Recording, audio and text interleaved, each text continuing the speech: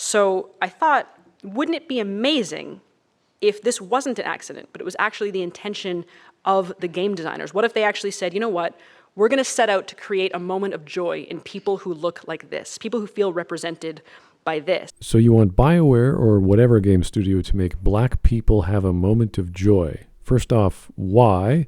Secondly, what does that have to do with a video game? 3, what does that have to do with a story in one? And that, I think, would be amazing, and it's totally possible for us, because these are things that we can actually create as designers and as writers and as creators, and not only are they new, but they're very, very narratively compelling, and I think that that's ultimately what we should strive for. Being a racist isn't new, nor is it a good idea. Being a racist isn't narratively compelling unless you're telling a story about discrimination and strife amongst multiple races, I suppose. But again, what does this have to do with video games or their stories? Because the newness of it works not only for those who are, being immediately targeted, but it works for everyone in that group, everyone who kind of receives it and who's never seen this before. Why would racism work for people who have never seen it in a particular game? Why would they care? And what is she talking about? Does she want to put black people in stories just because they're unexpected? Surprise, your space opera now has an alien slavery subplot story. Yay? Again, I feel like I'm repeating myself, but why? Which game would this work for, and what story of which game would this work for? Because keep in mind that when it's new for you, odds are they've never seen it either. So you're not actually catering to one tiny group, you're catering to everyone who's going to be playing it. It's across the board. No, people buy media based off genre. It's why we go to the movies or buy books, games, or even bother to watch a new trailer, because it matches a genre or style of game we like. Ooh, real-time spaceship combat. I think I'll watch that. You are ultimately targeting demographics of narrative genre and gaming genre. And that's a lesson, I think, that we keep failing to teach.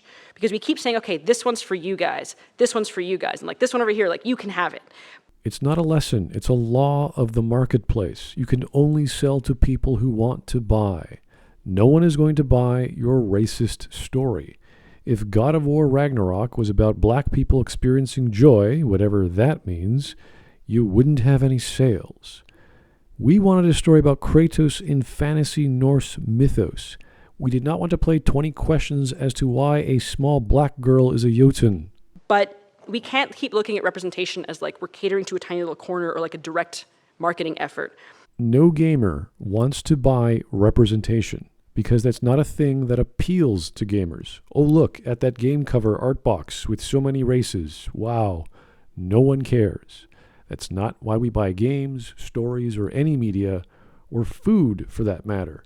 We don't care where it comes from unless we're talking about wine or cheese or something specific. We don't care so much about the pedigree or that black people made it. We simply want a quality product. We want bang for our buck. We buy games for entertainment and storytelling value.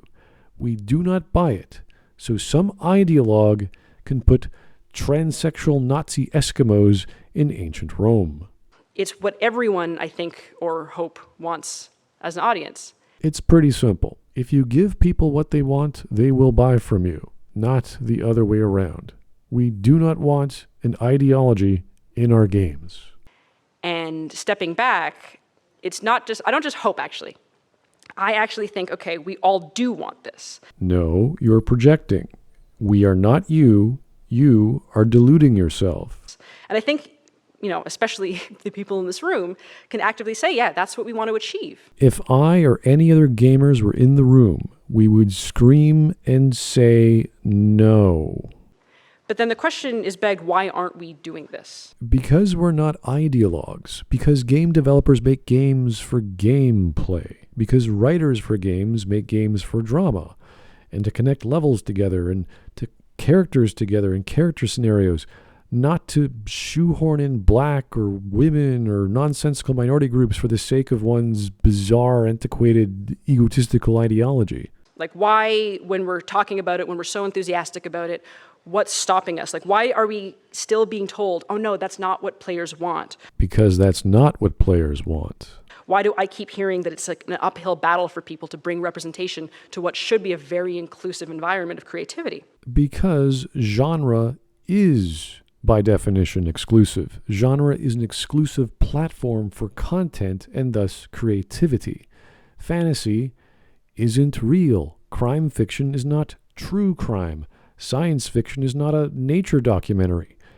As any genre at the bookstore is, or game store, or TV guide, is not like any other. Yes, some genres overlap, they have kids, and some media has multiple genres, but those are exceptions. If you want to tell a science fiction slave story of Frederick Douglass's life, go for it. See if it sells. I wouldn't know. The rest of us will be playing Helldivers 27. Because I think so often when people like us get told, from higher ups or from society at large, this isn't what players want, it's not a conversation about content, it's a conversation about demographics. Who cares? Adults of any age can appreciate kids' games if they want. Bronies can just go crazy, have fun.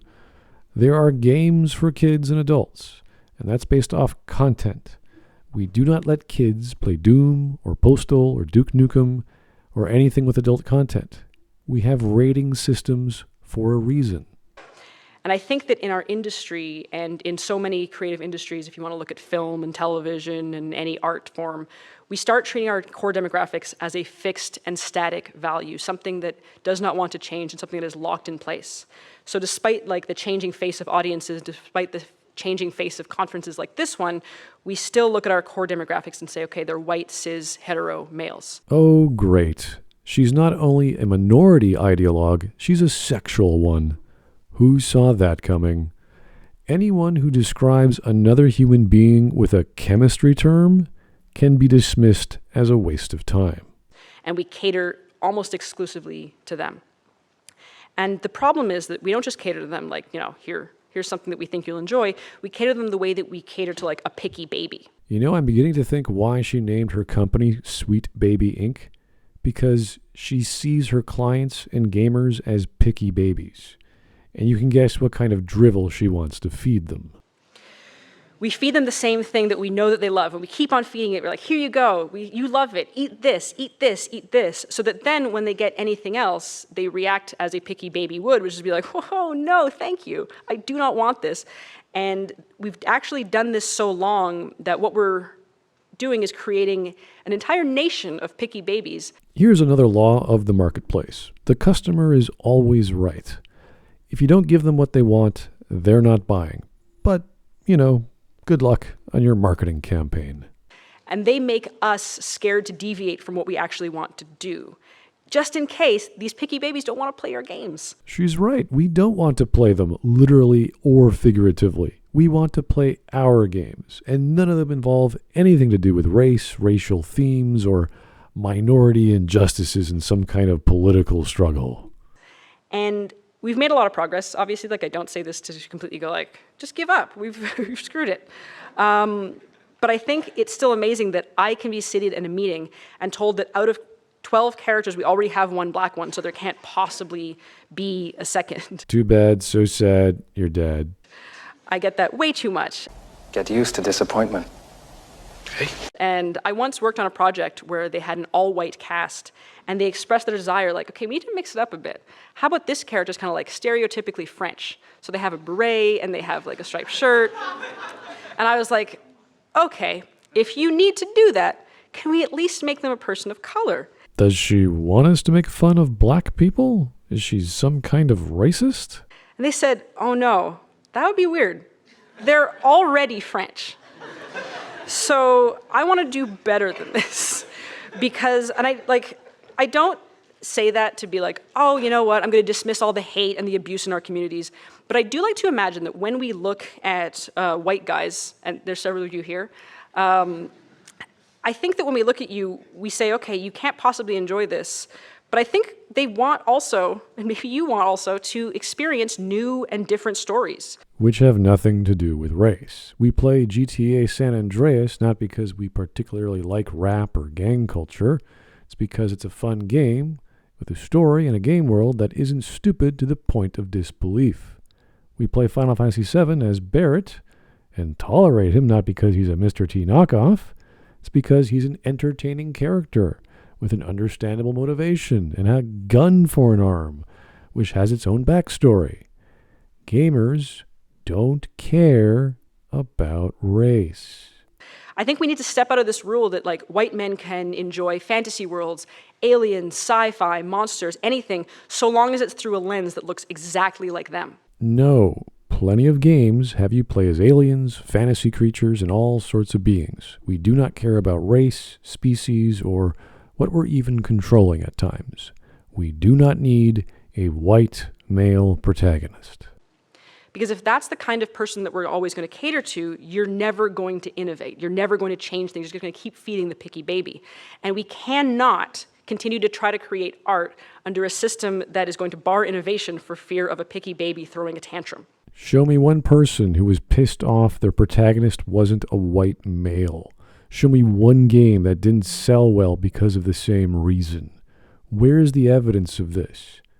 What innovation are we lacking that a texture map on a 3D character to give the illusion of melanin suddenly creates innovation in the interactive medium called video games? Because if that were the case, well, 3D artists and designers would suddenly be game developers all because of UV mapping. And I really don't think that it's impossible to change this because as like a woman of color, no one cares about your sex or race. I have played with and like empathized with a lot of white men. I have played as Kratos, who's like literally white. I've played as Nathan Drake. I've played as Arthur Morgan, and I've loved it. And I don't think it's like pie in the sky thinking to go like, hey, maybe we can invite white dudes to play as other people and experience different things through someone else's eyes. Ever heard of Street Fighter or Galaga or Centipede or Pong? Gamers have been playing as a different loci of control since the birth of gaming. We do not care about race. And if they don't like it, we have to start thinking we're not losing, they're losing, and we're losing because we're going to let them stand in the way of our progress and our innovation. First off, go ahead and make an ideologue-driven game. We won't care. I mean, good for you. Secondly, no one is stopping anyone from making said game. Again, good for you. More power to you. But don't blame the consumer for not buying your game that no one wants. Which is ironic because she is the CEO of a consulting company, not an actual game studio. She doesn't actually make games. A texture map with darker skin tone is not innovation, and it never will be. And I think that we need to stop thinking that our like core marketing demographics have to define the exact demographics of our playable characters and of our cast. And instead, we start to have to assume that players do want new stories, and that if we bring joy to our broad audience, it's going to encompass our core audience as well. No, that's exactly backwards. First, you target a core audience with a particular service or product, and if you make a supremely good one, good game for that matter, like Elden Ring or Final Fantasy VII or whatever, and it's become popular, the broader audience, some who don't even play games, might even try it, and they might like it. It's never the other way around. Elden Ring is the best example of a Souls game, and it was so good, other people who aren't into that genre played it. Now, I don't know what school she went to for marketing, but this is not how sales works, nor does it work for video games.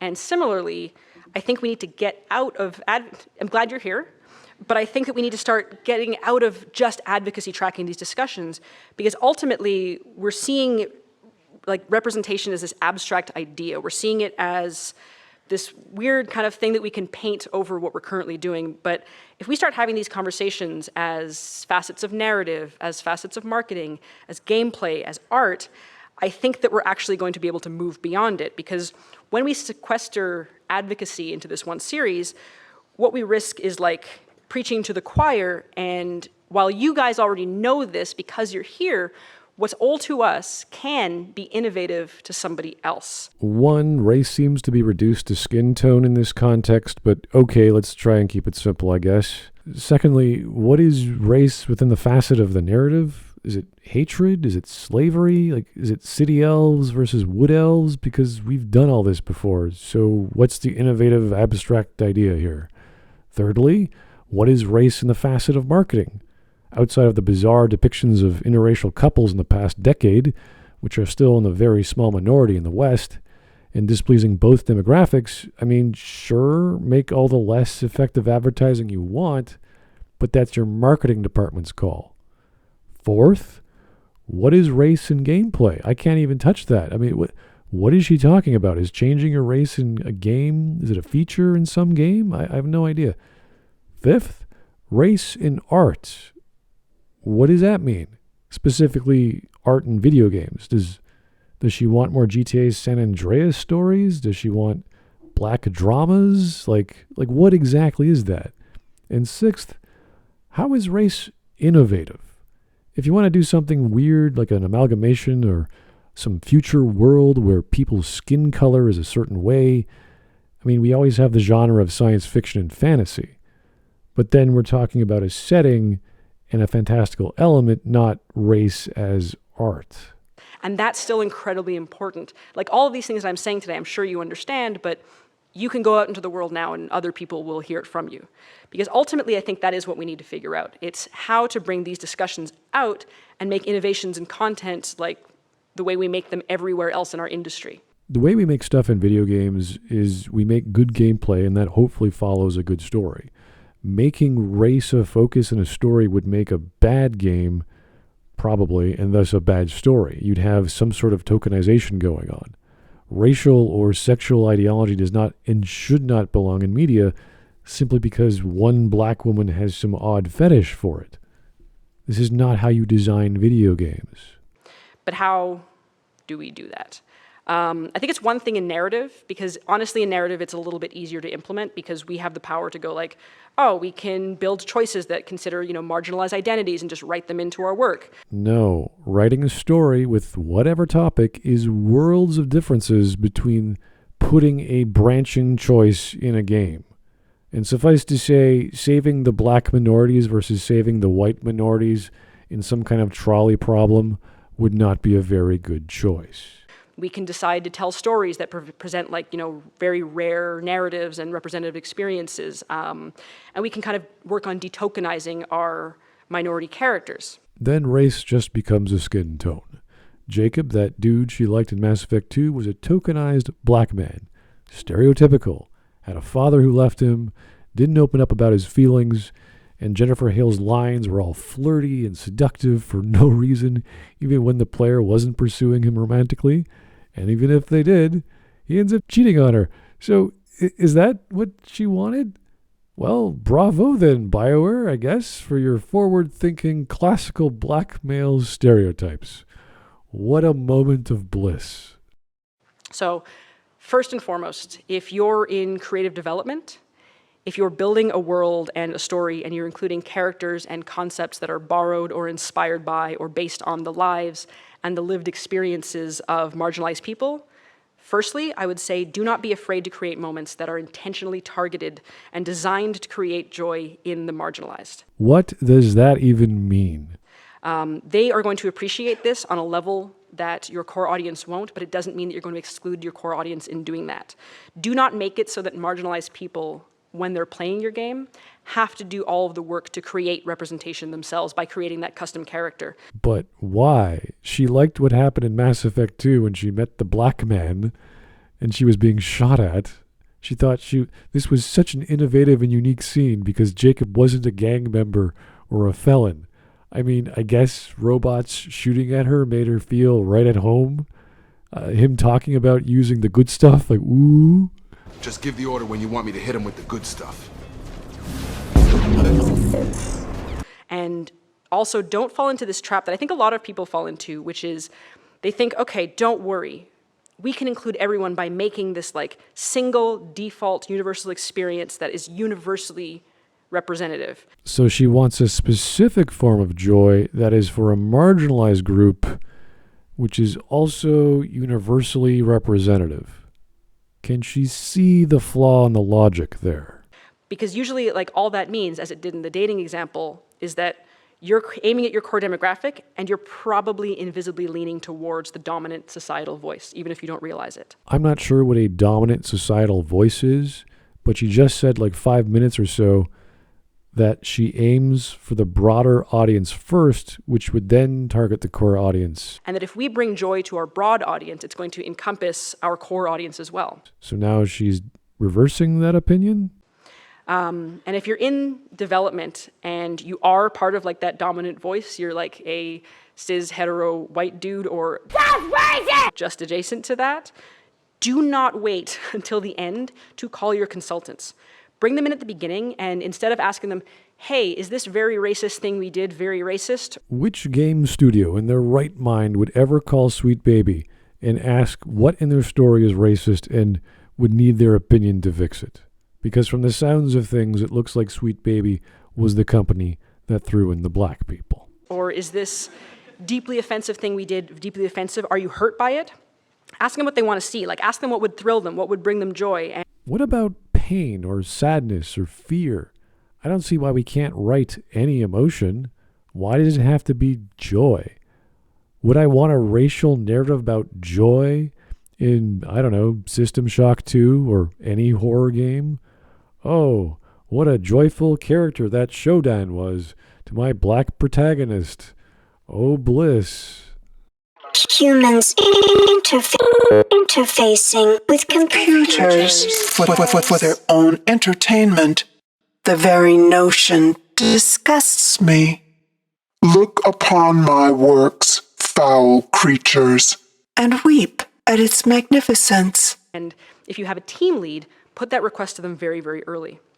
If you're a creative working in AAA, which I did for many, many years, put this stuff up to your higher-ups.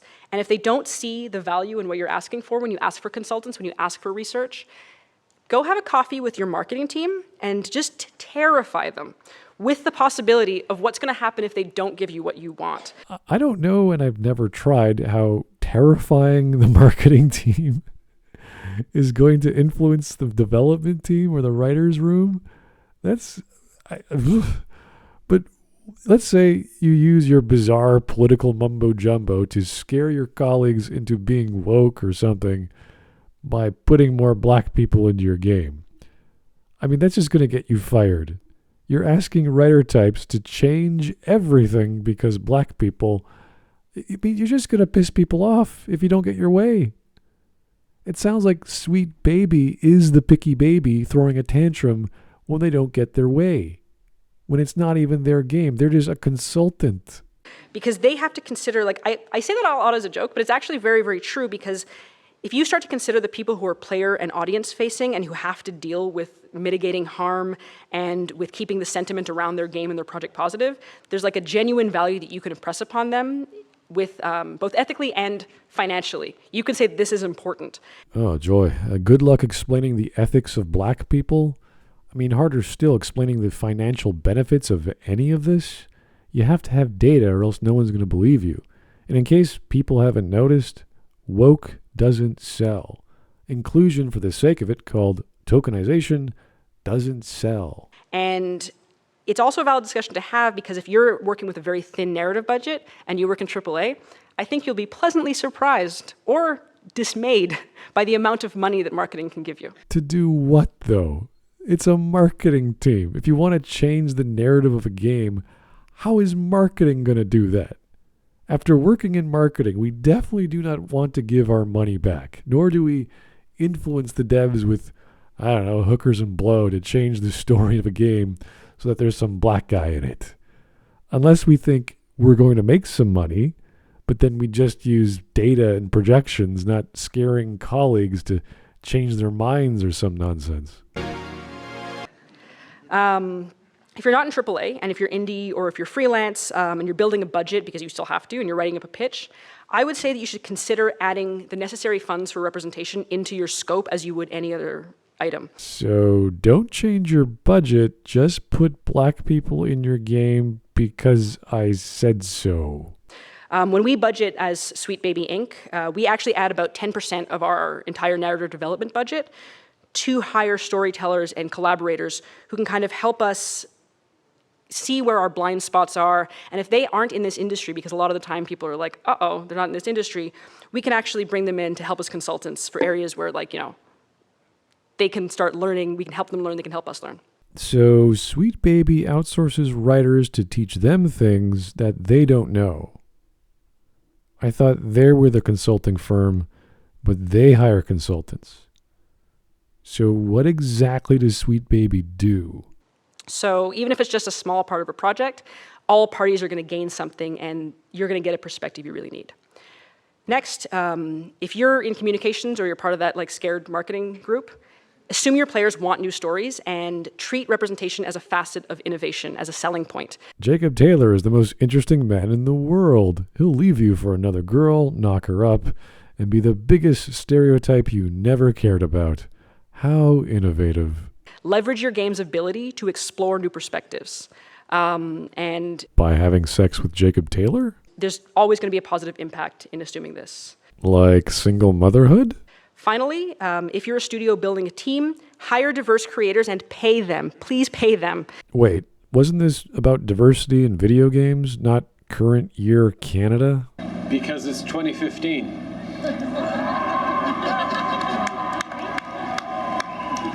And don't stop there either. Don't just go into creatives and with narrative and stuff.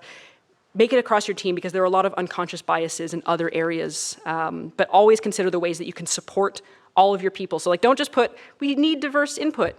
Explain how you're going to support them once they're there. Well, the way I see it, I would hire a person to support me and my project, not the other way around. I also wouldn't care what they looked like. Because none of what we're doing is about ticking boxes or about a veneer of wokeness. We actually have to care about making this stuff. Oh, so don't be partially woke, be full-on woke, and make sure you get to have sex with Jacob Taylor, because he's a big black man. So to close, for those of you who are marginalized, whatever space you occupy in this industry, and I want you to know that I see you and I recognize you and I'm doing the work along with you. What is she saying? What is this? And if I can suggest to you one thing, is that you take kind of a moment to think about times when you have felt seen and representative and share them as loudly as you possibly can. Be loud about it. Don't be afraid to ask for more of this and what you've felt and seen already. Well, there's this one time at Bandit Camp. Because we have to make sure that our tech and our mechanics and our teams and representation are equal parts of our entire project, right? Inclusion and representation are tools for creation and will shape the final product. I'm quite sure you don't want or need equal amounts of writers, marketers, testers, and developers and artists. That sounds like a really bad idea. You only hire who you need for your project to be completed, not some weird equally balanced pie chart. That's not only financially dumb, that's insane. This pushing my buttons. I want all the time I can get. I want you. I want all the time I can get.